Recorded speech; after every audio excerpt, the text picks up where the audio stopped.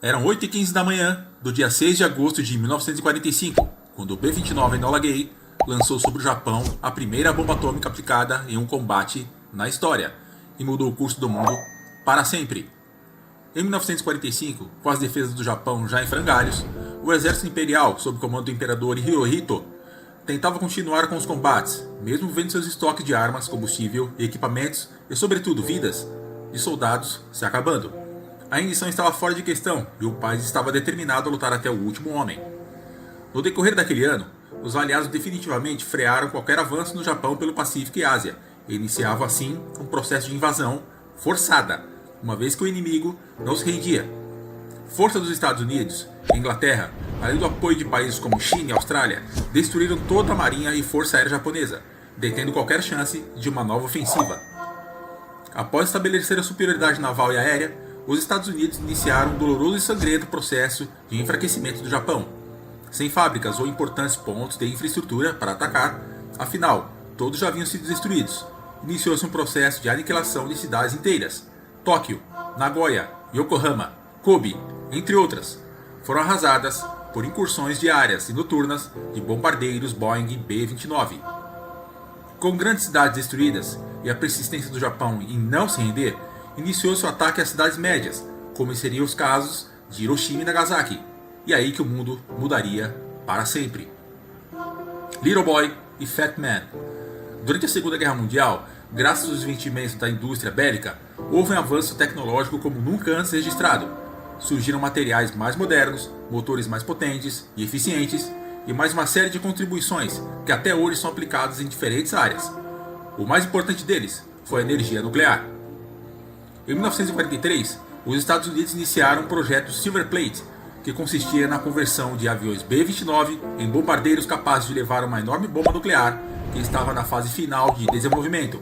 A aeronave recebeu um guindaste interno montado sobre uma estrutura em forma de H, dentro da fuselagem, com força suficiente para levar um artefato de até 4.500 toneladas. As primeiras tripulações do B-29 de ataque nuclear iniciaram os treinamentos em total sigilo em dezembro de 1943, na base aérea de Muroc, na Califórnia. Em apenas 2 meses, os aviões já lançavam bombas de exército com as mesmas dimensões da Little Boy, nome dado a uma das bombas que os Estados Unidos estavam desenvolvendo por meio do Projeto Manhattan, início de 1942. A bomba com ogiva de urânio tinha 71 centímetros de diâmetro, 3 metros de comprimento e 4.000 quilos. Uma segunda bomba, com ogiva de plutônio, a Fat Man, era ainda maior, com 1,52 m de diâmetro e 3,2 metros de uma ponta a outra, e pesava 4.500 quilos. Devido ao enorme peso da bomba, pelo menos 3 B-29 caíram ao tentar decolar, e esse risco seguiria até o lançamento da primeira missão na base de Tinian, nas Ilhas Marianas, onde uma das aeronaves se acidentou com uma bomba de testes.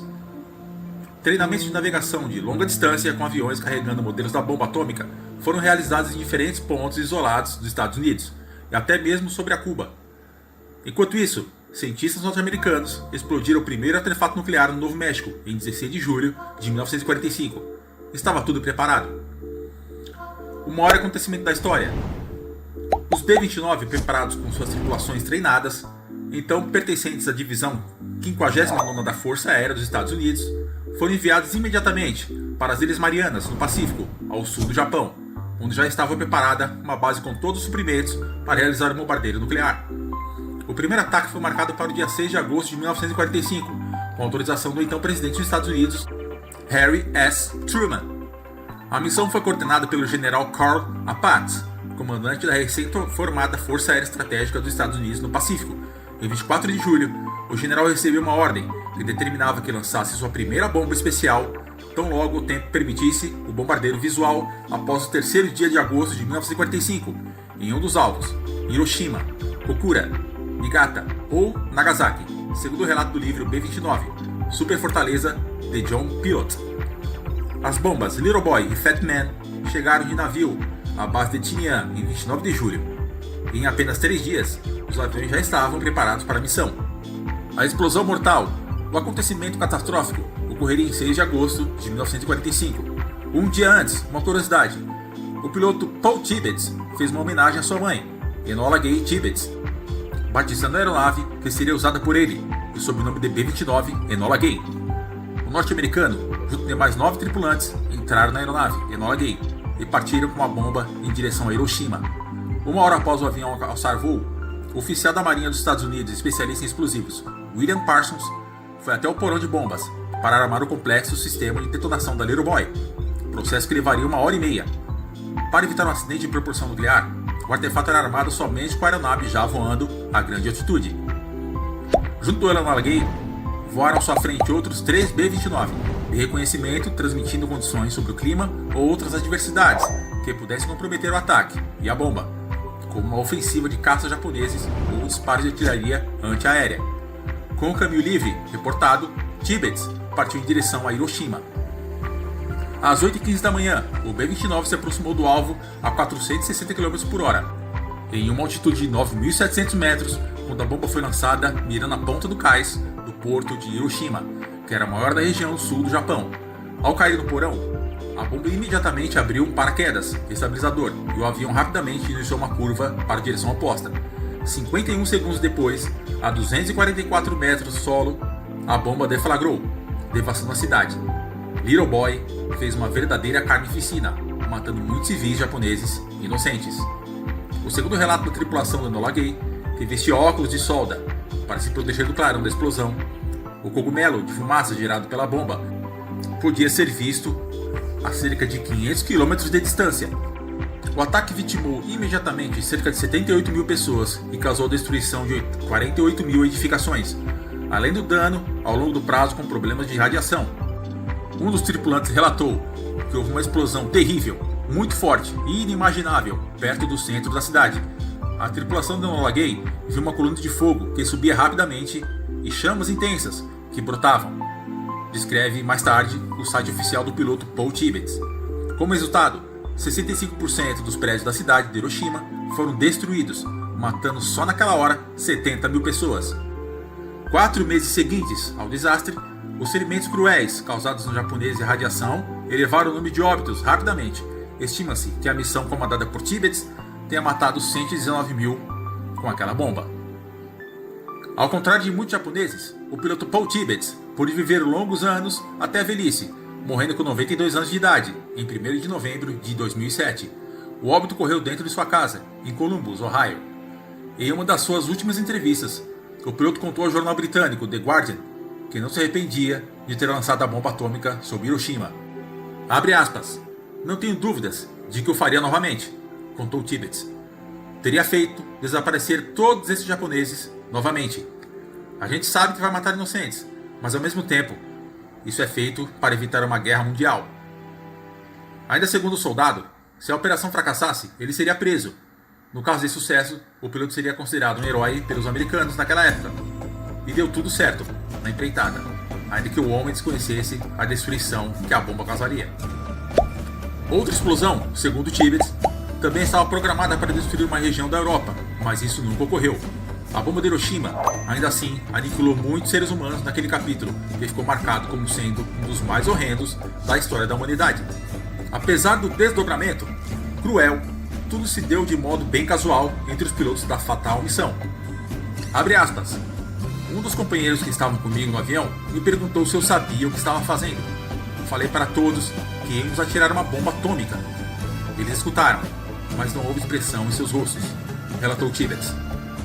Apesar do ataque devastador, a ação não levou à imediata rendição do Japão, que era exigida pelos Estados Unidos. Autoridades nipônicas iniciaram uma série de reuniões e novamente não chegaram a um consenso sobre abandonar a guerra e ceder às pressões. Não foi apenas isso. No dia 8 de agosto, a União Soviética declarou guerra ao Japão e iniciou a invasão em Manchúria, no norte da China, região que estava sob controle dos japoneses. Após 2 dias, sem nenhuma resposta, o presidente Truman, que descreveu o ataque sobre Hiroshima como o maior acontecimento da história, autorizou uma nova incursão nuclear com os B-29 sobre outra cidade japonesa. No dia 9 de agosto de 1945, às 4 da manhã, decolou o B-29 Bock-Cars, em homenagem ao seu comandante, Capitão Frederick C. Bock, mas que seria pilotado nessa missão pelo Major Charles Sweeney. Para esse avião, foi preparada a bomba Fat Man, com ogiva de plutônio e efeito ainda mais devastador. O alvo era Kokura, com Nagasaki como alternativa. A missão do Boxcar, no entanto, não foi tão fácil como realizada pelo Enola Gay 3 dias antes. Ao sobreviver a Kokura, a cidade estava protegida por uma nuvem densa e, apesar de 3 tentativas, o bombardeiro não encontrou um ponto de lançamento. Com pouco combustível, Sweeney decidiu seguir para Nagasaki, onde aviões de reconhecimento transmitiam informações sobre o céu claro.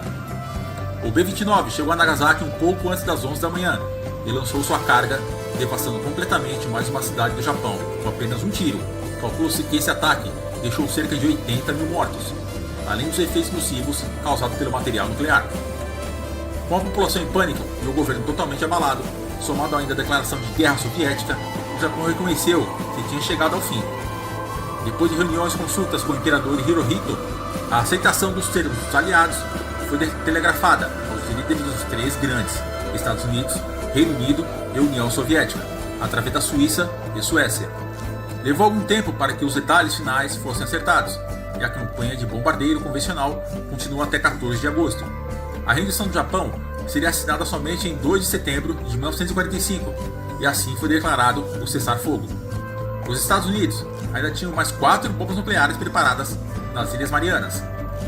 A decisão pelo uso da bomba atômica, como descreveu o presidente Truman, na época, impediu uma invasão forçada ao território japonês, o que poderia estender a guerra por mais um ano, e causar elevadas perdas por parte dos aliados durante esse processo. Após a demonstração de poder infame da bomba atômica sobre o Japão, o artefato nunca mais foi utilizado em combate outra vez. Mesmo assim, se tornou o armamento de dissuasão mais eficiente para uma nação.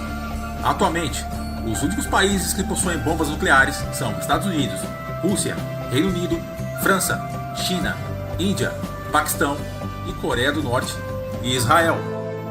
Desde a explosão das grandes bombas atômicas, o mundo vive sob constante tensão, já que inúmeros países detêm esse poder apocalíptico em suas mãos.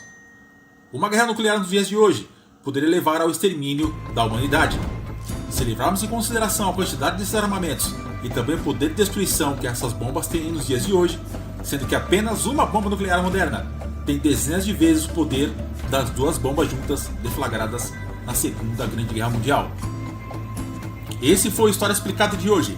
Espero que vocês tenham gostado de mais desse conteúdo. Compartilhe e deixe seu like para poder fortalecer o canal. Um grande abraço e cuide-se bem!